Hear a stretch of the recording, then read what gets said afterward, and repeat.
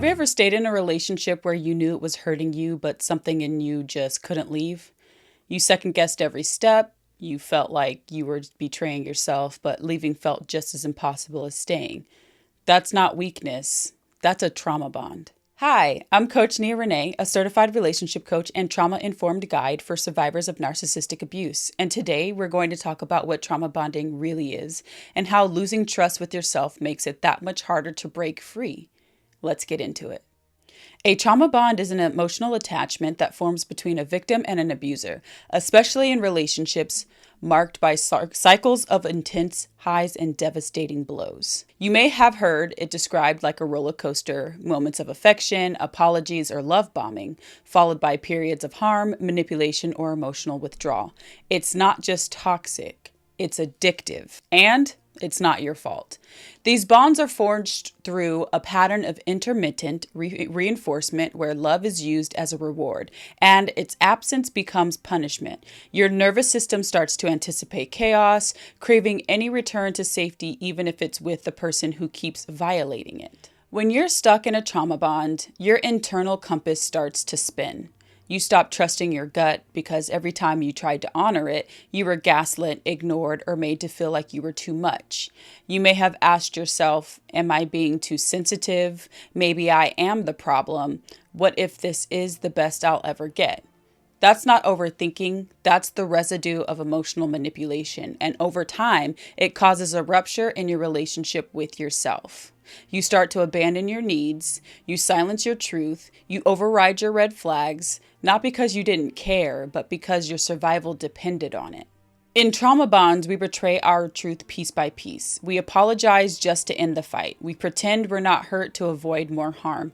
We minimize what we're going through because the pain gets dismissed anyway. But here's the truth. You didn't betray yourself because you didn't love yourself. You were doing the only thing you knew how to do in the moment. Survive. You weren't choosing them over you. You were choosing safety, and that was never something you should have had to negotiate. So, how do you heal?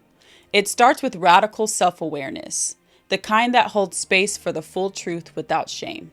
So step 1, validate what happened. You didn't imagine the abuse. You didn't exaggerate the pain. You were surviving a pattern designed to make you doubt yourself. Step 2, start small. Rebuilding trust with yourself doesn't happen overnight. Begin by honoring small decisions, what you eat, what you wear, who you let in. Each small act is a repair. Step 3, observe your patterns without judgment. Notice when you feel the urge to silence your needs or rationalize harm. Radical self-awareness means being honest, not harsh. You can witness your trauma without becoming it. And step 4, celebrate your clarity. Every time you notice a red flag or feel your intuition whispering, that's your healing speaking. That's you coming back to yourself. Healing from a trauma bond isn't just about what you walk away from. It's also about what you walk toward. And that's where self-love and self-care come in, not as buzzwords, but as sacred practices.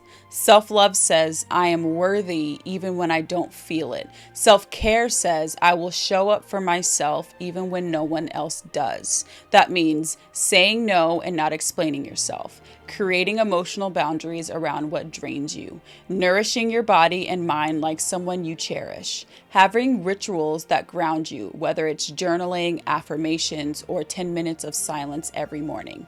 Self-care isn't selfish, it's how you signal to your nervous system that you are safe. And self-love isn't a destination, it's a practice. Some days you may feel it deeply, other days it's just getting out of bed. Both count. If no one has told you today, you are not broken, you are not too far gone, you are not to blame for what someone else convinced you about yourself that you believe.